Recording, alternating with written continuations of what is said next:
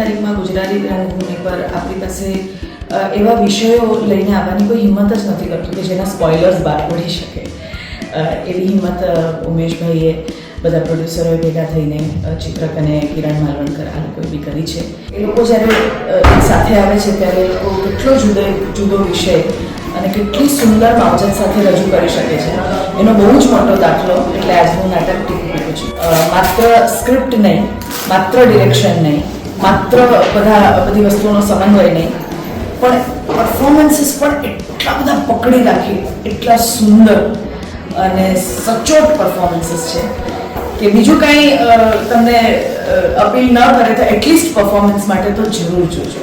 અને એકવાર તમે જોઈ લીધા પછી તમે સ્ક્રિપ્ટ પોતાની સાથે ઘરે લઈને જશો આગળ.